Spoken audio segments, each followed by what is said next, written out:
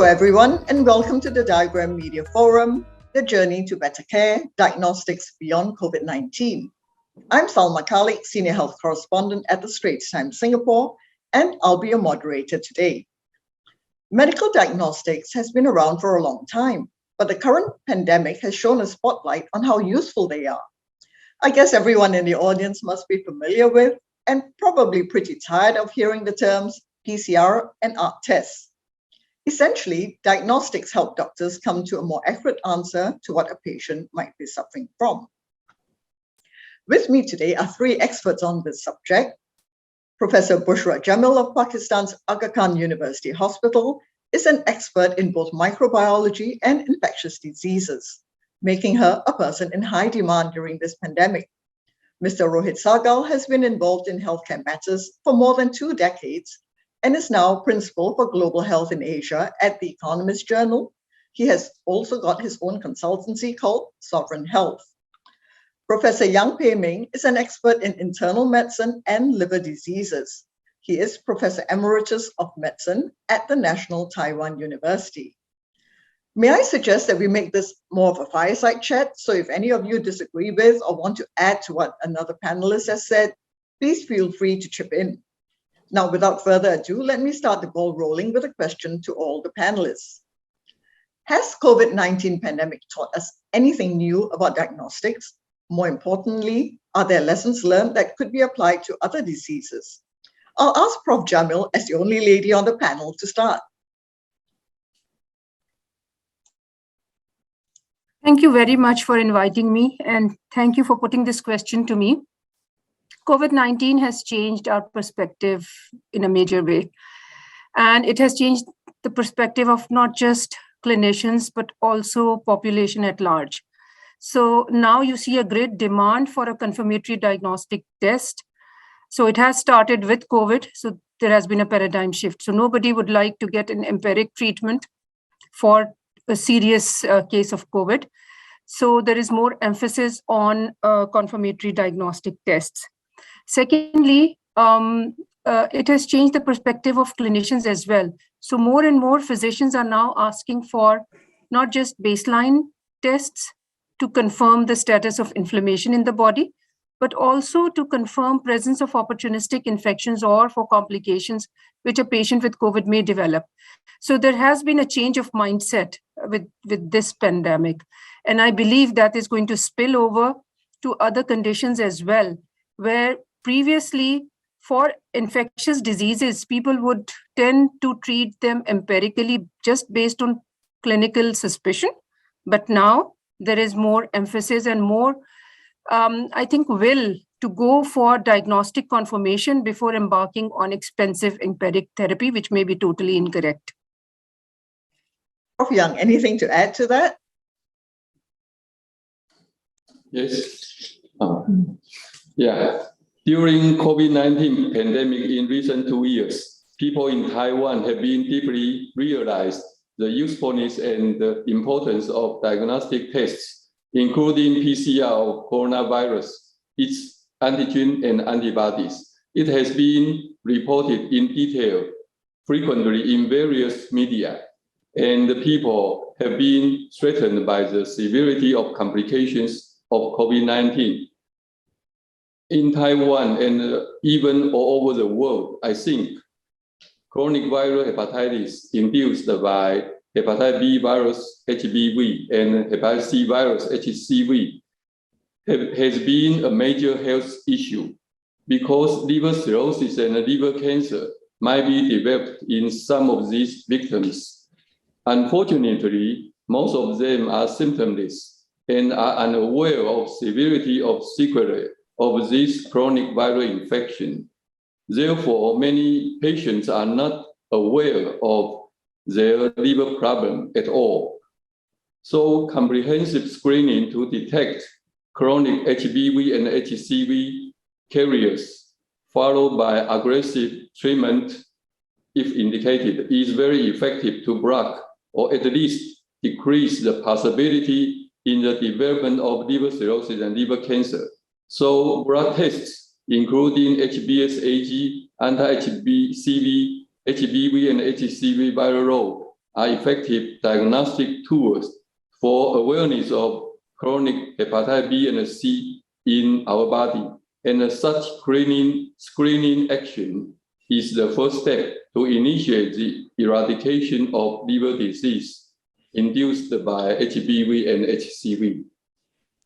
Well, it looks like COVID-19 has thrown us a bit of a silver lining. Mr. Sakal, anything to add to that? Thank you, Summer, and thank you for this opportunity. I think I'd like to echo what Prof and Dr. said. I think from the perspective that clinical science is certainly needed to sort of look at a more stronger perspective of what will drive diagnostics and tools. But let's sort of switch tracks and talk about the behavioral element as well. What's come out very strongly and in various different forums at WHO particularly has shown that the last couple of years in particular has created such a divide or a disruption when it's come to patient screening, self-awareness, issues related to chronic disease and non-communicable diseases, that it's somehow tipped, I guess, the emphasis away perhaps from the receiving end, which is how clinical and medical capabilities may provide for it, but more in terms of how communities at large are able to factor in their own awareness of their diseases. So think of it as going back almost a decade, unfortunately, where there were tremendous amounts of efforts being made to make people realize, as Prof. Yang just mentioned, things around metabolic, liver, other factors that are long-standing chronic diseases, and letting people understand that they have to be more integrated alongside with their healthcare practitioners and health service providers. The last couple of years, and the pandemic particularly, has sort of thrown that, as some people are referring to, almost like a second tsunami, that lack of screening, lack of diagnosis means that a lot of people have to be made aware all over again and brought to, I guess, to that level of attention that they can come back into clinical forums, understand the perspectives that clinical science can provide. But I guess my perspective is, do we need to be emphasizing more on how we bring more behavioral change into communities and those at risk or vulnerable societies, rather than just the emphasis on clinical data and science? But it is definitely, I think, as Dr. Bushra and Prof. Yang said, a definite sort of a situation and priority to look at now. While richer countries like Taiwan will very easily be able to roll out diagnostic tests for its population, some of the lower and middle income countries may have greater difficulty. So sometimes knowing that something is good and being able to use it is very different. There was a Lancet study last year that found that only 19% of middle and low income countries have access to even the simplest of diagnostic tests in the primary care setting. Prof. Jamil, I believe this may apply to some parts of Pakistan as well. Could you tell us what are the barriers preventing greater use of diagnostics and how access can be improved? So it is widely believed that lack of resources is the main stumbling block, but that is not necessarily the correct situation. What is important in the context of Pakistan is how trained are the people using those tests. So if you have a workforce which is not trained, because in many parts of the country you do not have properly qualified doctors running basic health units. So you will have dispensers and sort of paramedics running this clinical services.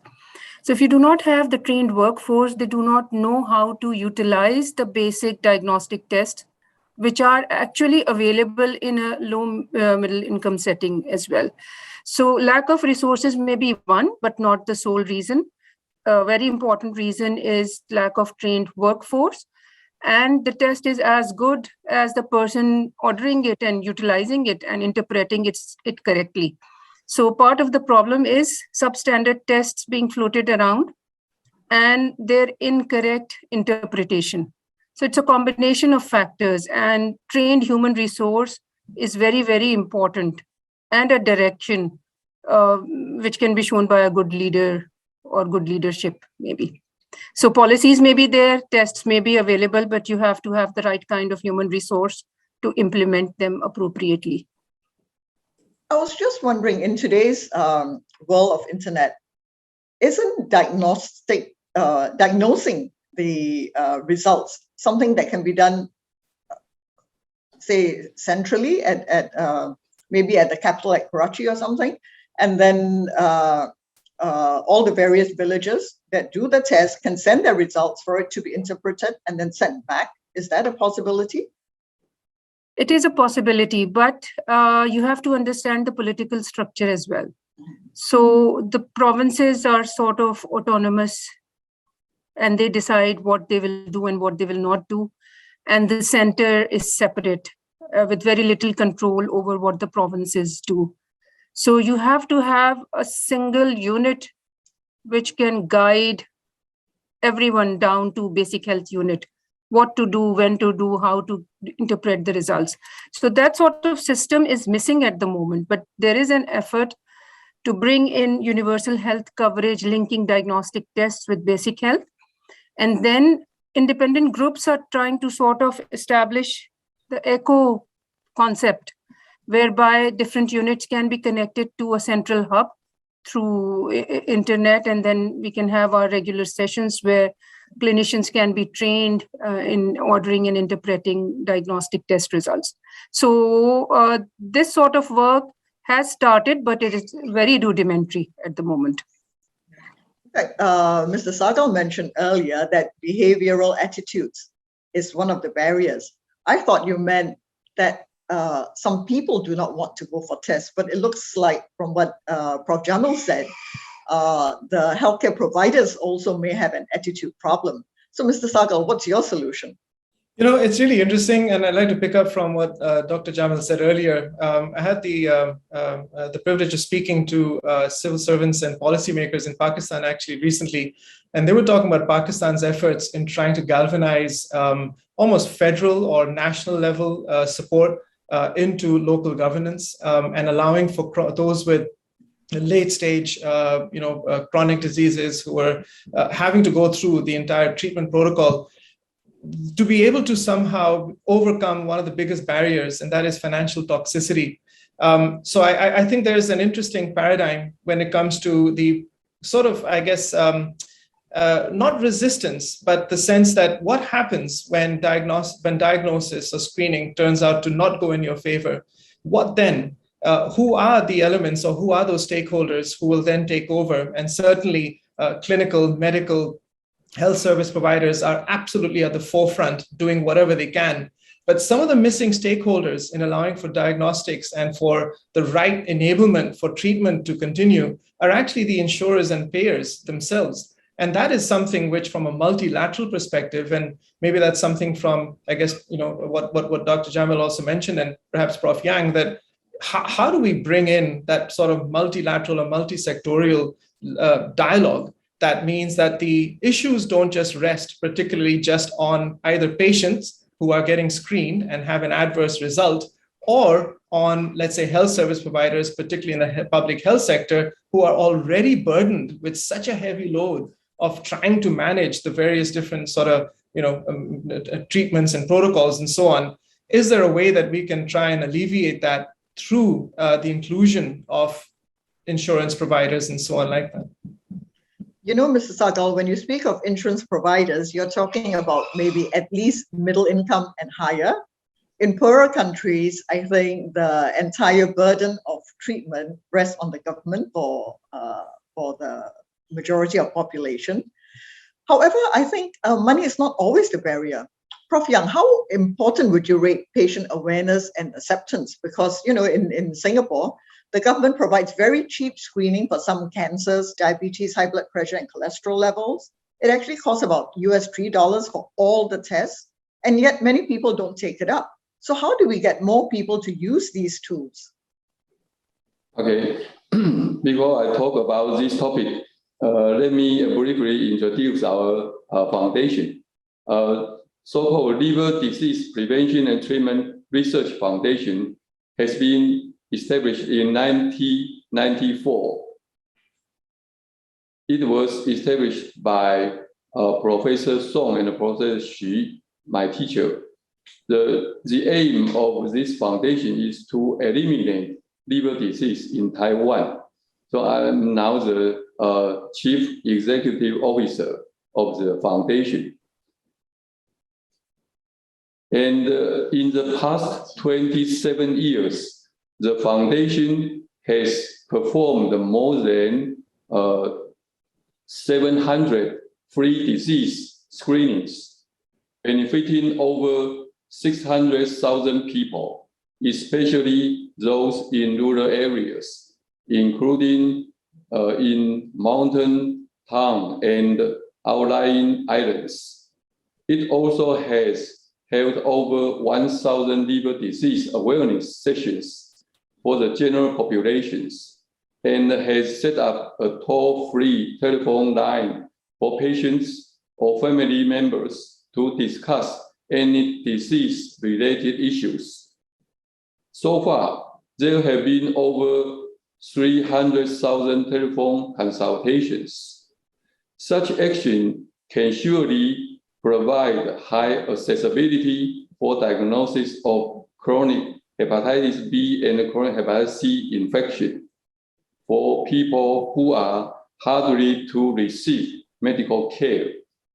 The contribution of the foundation in eradicating liver disease has been recognized by the government of Taiwan as well as agencies worldwide. Prof. Yang, since you raised the subject of liver diseases, hepatitis is something that we can check and treat. But there are other causes for liver diseases like alcohol consumption, yes, excessive alcohol consumption. What yes. other causes, and are they preventable? Is it something that we can treat at the root before it becomes a real problem?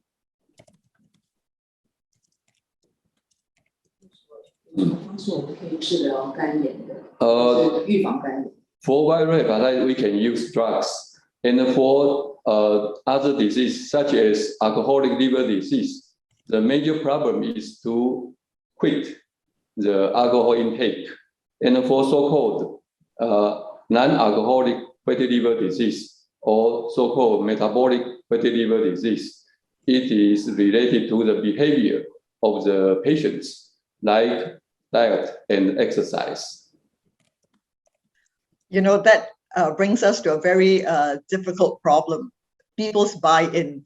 I think Mr. Sagal had mentioned, you can test and then sometimes you can't get treatment. But we can actually go a step backwards. If you test early enough, for example, you're obese, you might have you have pre-diabetes. It's something that you yourself can prevent. You don't need to have a professor like Prof. Jamal or Prof. Yang to come and treat you. So how do you get people's buy-in when they find out that their results are not ideal?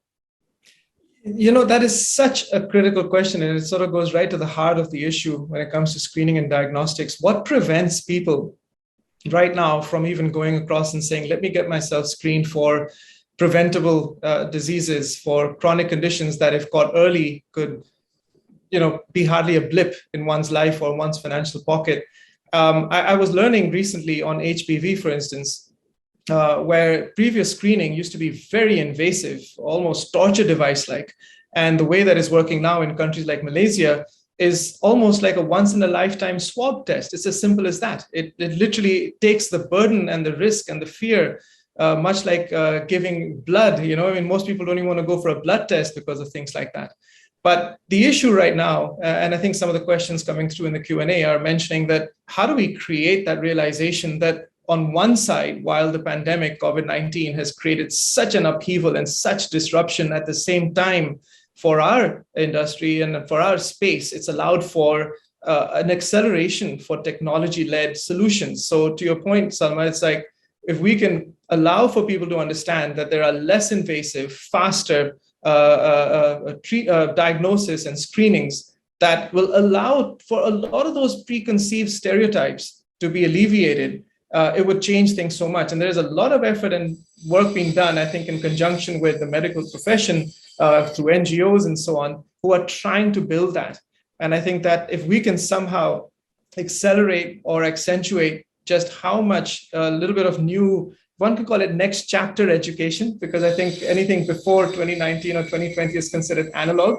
We could actually start looking at how there could be a whole new way of getting people into screening acceptance rather than resistance. You know, Mr. Sagal, luckily you're a man. You don't have to go for mammograms. Now, that is certainly not the most comfortable of diagnostic tests. Good sound. Can I ask Prof.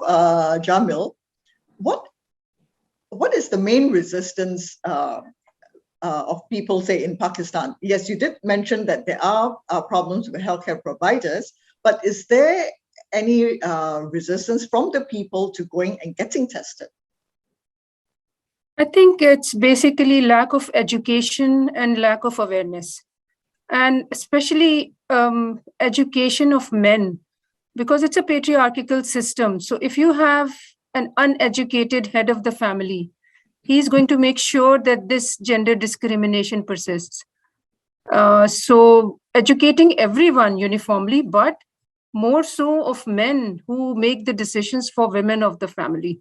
That is very, very important and neglected aspect of whenever we talk of women's rights. I think we should first focus on getting the men right. So they should be educated and trained, and that will solve most of the problems, because then they'll be able to take care of, first of all, women in their own households and then other women in the society. So there's a general lack of respect, and people think of women as second-rate citizens, and that has to go, and that we can only address through education. But you know, there are some tests, things like for hypertension, for cancers, for diabetes, which is gender neutral. So it really doesn't matter, you know, whether it's a man or a woman. Yes. So it's basically, you see, if the literacy rate is low, so everyone suffers. But women suffer more because they are not treated as equals. So this discrimination will only end if you educate the entire nation. Could I just ask all three panelists, how important are opportunistic diagnosis? So when you go and see a doctor for something else, he takes the opportunity to get you to test for certain things. Is that something that's happening in your countries? Maybe I should take this question first. Right. That is the only thing which is happening in my country. So it is very important. And actually, this is the only system which is working. So if patients' behavior is dictating whether they get screened or picked up early and treated early. If they don't choose to seek medical help, then there is no help for them at all until the disease is very late and complications develop. Right. Prof. Yang, would you like to add to that? Yes. I think in Taiwan, it is an exciting moment from now on to have a very good chance to eradicate viral liver disease, because currently we have very effective antiviral treatment. We have powerful drugs, so-called direct-acting antivirus, to kill hepatitis C virus. And over the 98% of patients will be cured. And we also have so-called nucleoside analog, the antiviral treatment to effectively inhibit HBV replication in hepatocytes. And through this antiviral treatment, chronic hepatitis C patients will be cured, and liver status will be well controlled for hepatitis B patients. Since 2003, when antiviral treatment were reimbursed by national health insurance, the prevalence rate of liver cirrhosis and liver cancer is decreasing and dramatically. And I think pharmacoeconomic efficacy is self-evident in the future. However, the problem is that many patients with chronic hepatitis B and C are unaware of their infection in their body. Therefore, diagnosis is very important and urgent for these patients right now. Well, that's great news about the treatment for hepatitis. But even in Taiwan, where people are rich enough, educated enough, there seems to be a certain lack of buy-in. And the buy-in has to come not just from the patients, but the doctors, the policymakers, and third-party payers like insurers and employers. And I think Mr. Sagal mentioned insurers earlier, so I'm going to pass this question to him. How do we get buy-in from everybody involved? There's no point getting patients who buy in, but nobody who pays for the treatment, or the government pushing for it, but people not believing in it. So how do you get total buy-in? Yeah, much has been said about public and private partnerships and multilateral dialogues and all of that. I think one of the biggest, clarion calls is that WHO and affiliated agencies now are realizing and recognizing just how big a gap it's becoming, where not just from the earlier screening and early diagnosis and prevention elements that were otherwise part and parcel of every health service provider's conversation and dialogue, equally with treatment, it's now become one of the factors that have to resist this otherwise avalanche of a massive amount of hardship that's going to face communities, countries across the board, whether one's developed, whether one's non or developing. I think just to factor in one critical component, and this is I think an economic one, I think everyone's realizing that in our region, it's becoming paramount that debts are coming home to roost. Things that were taken for granted, GDP growths and all of that, which were otherwise fine pre-pandemic. Now the situation is such that crisis requires for certain essential treatments to be taken off essential and into non-essential. So what that means is suddenly more burden will fall onto out-of-pocket and personal or insurance than ever before. So by being able to maybe recalibrate that necessary education or dialogue to bring together a new value in multilateral relationship means that everyone has some skin in the game, whether that's from a payer perspective, whether that's from government and public, or whether that's from private sector. At the end of the day, this is about taking, economies and countries into a safe new level than probably ever before. And I think as Dr. Jamil mentioned previously, education and requiring, the medical community to take on a certain deeper consult of what's really behind the scenes, whether that's folks who are exhibiting signs of early onset diabetes, whether that's people who are looking that they might need to have a certain type of a separate screening, being able to sort of identify those situations earlier rather than later. I think it's bringing, honestly, glass half full, I think it's bringing people together, and there's more opportunities for us to try and find multilateral solutions than probably before. So I guess that's from my perspective. Let's look forward to what we can create as real value creation coming out of all this. There's a lot of future to diagnostics, but from what I hear from the three of you, there are also a lot of problems about getting more people to use them.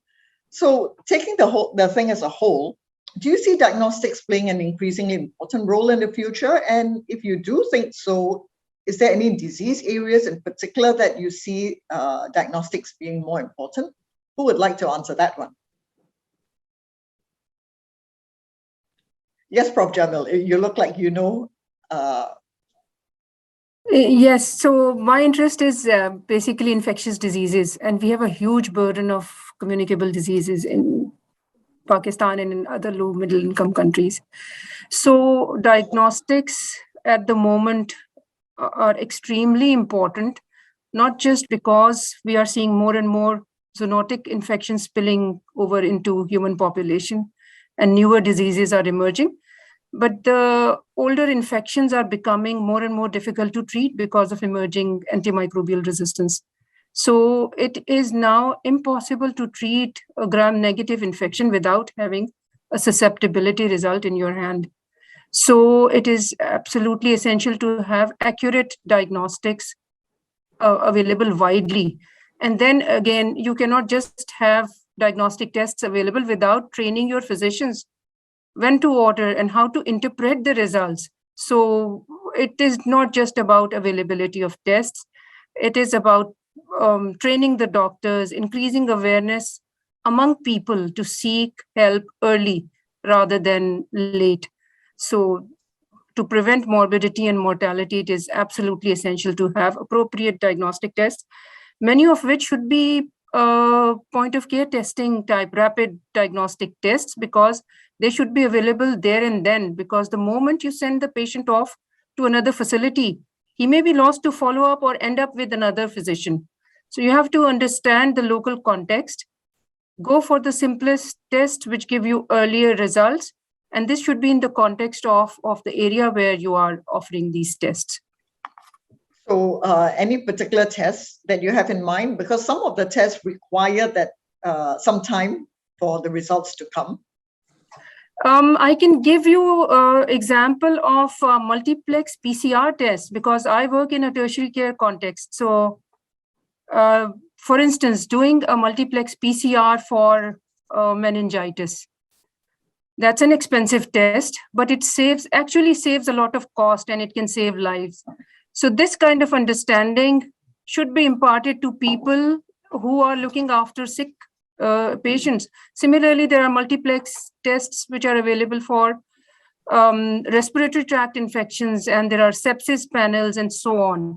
So a multiplex kind of test which can give you results within hours and will eventually lead to saving a life and saving tremendous costs which occur because of empiric treatment, prolonged hospitalizations, and so on. Young, what other diagnostic tests do you think will be in greater use in future? Many, I would say, like rapid antigen tests. For instance, this COVID rapid antigen tests have simplified our lives tremendously. So I think we should be looking for point of care testing for febrile illnesses because febrile illnesses are important in Pakistan. So maybe rapid antigen tests for arboviral infections. We already have one for malaria. We have one for dengue, but I think we should have a whole panel of whole range of infections which lead to febrile illnesses. So this is another benefit of the COVID pandemic because it's brought these tests to the forefront. Yeah. Yes, that's true. Prof. Young, have you got anything to add to this? I think after the pandemic, most of people are realized that the provocative test for our health is very important, including infections and cancers. And Mr. Sagal, do you see greater buy-in as a result of all the PCR and ART tests that everybody around the world has been using? Has that created greater awareness and buy-in by people? Absolutely. Look, I think we all sort of have a certain passion or a certain area, but I think when it comes to HPV and cervical cancer, something that I've been associated now for over a decade, something that now for WHO is a key priority to find how we can find quicker and faster solutions. It's one of those most, I think, difficult to overcome areas where you've got the scientific diagnostic solutions, but you don't have the necessary behaviors that will overcome cultural nuances and certain other factors. Now, being able to bring together technology and behavioral science, I think that's where things like HPV, a vaccine preventable disease, mind you, which can actually stop cancer, can actually save lives, help communities. So I think there are certain areas, particularly around HPV, where we need to be looking at closer and galvanizing the opportunities for technology alongside what we can do to bring people's mindsets away. I think as Dr. Jamal and Prof. Yang said, that we've got to somehow bring people away from the certain stereotype. But absolutely, I think there's great opportunity there. You know, you just brought up another diagnostic test for women, which is, again, very uncomfortable, pap smears. It is indeed. So fortunately, they now have vaccines for cervical cancer that can reduce your risk. That's right. Absolutely. I'm waiting for someone to come up with a similar diagnostic test for prostate cancer.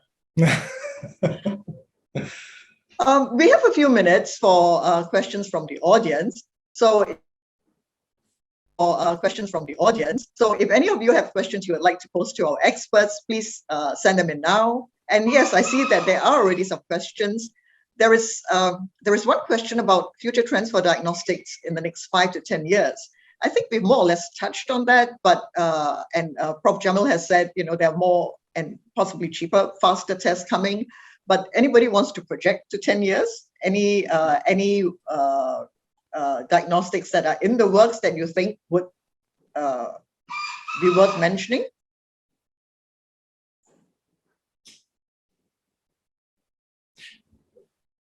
I think Dr. Jamal might be saying something, but if not, I think one of the areas that's coming to the fore as I think alleviating the burden of resources and in-clinic testing is more in terms of how different, more remote testing and things that are based on, I think, bringing together different tests all under one. So a simple blood sample or a blood test can actually result in multiple different results than just singular. Part of what, again, not to sort of keep coming back to WHO's priorities, but the fact that if we can start to integrate a lot of these solutions through diagnostics, meaning if you go for one test, you can actually get a myriad of results that can cover you across the spectrum of your demographic, then there's probably a great future for a more innovative outlook on remote and virtual results and managing diseases as they come through. Prof. Jamil, I think there's a question that's just come in that is really right up your alley. The participant is asking, would it help if they introduced healthcare education at the primary school level so that you teach people when they're young about the importance of such diagnostics, treatments, etc.? Would that help? Yes, I think it's absolutely essential for people to be aware of what matters and how important health is, because they don't usually see the connection between being well and professional development, career, financial status, because these are all linked. And health of the entire family is absolutely important because we have a high infant mortality rate in Pakistan, high maternal mortality. All this will be addressed if this kind of information is inculcated early on and through school education. That's the right time to increase the awareness, and that it should be part of the curriculum. Right. Prof. Yang, did you want to say something? Yes. In our foundation, we also created some sessions for the awareness of disease to elementary school students. And we created online sections for them because of the pandemic. So now we think it is very important to educate people from when they are very young. Right. There's a question about how the COVID-19 has changed the pattern of diagnosis in certain countries where patients are now more comfortable doing online consultations. The question is, do you think virtual consultations actually help them, or would patients still prefer to go and see the doctor physically? And would a physical consultation result in better outcomes than a virtual one? I can answer that, yeah, because I've been heavily involved in teleconsultation and I do see the patients physically as well. So for COVID, people were very comfortable and our objective was to keep them out of the hospital. So that was the main objective. So the approach was a little different. But for other diseases, we often ask patients to come to the clinic because you actually need to see the patient, touch the patient, feel the patient, and physical findings are important. So total reliance on teleconsultation would be impractical. And there has to be a combination of the two, because even for COVID, once the patients were out of their isolation period, sometimes they had to be called to the clinic to assess their pulmonary status and so on. So a combination works best. But for people who are in far-flung areas, teleconsultation is the answer, actually, because there aren't many, I would say, infectious diseases consultants in far-flung areas. So it's easier for people in different cities to just ring in and discuss their issues, and they can be guided.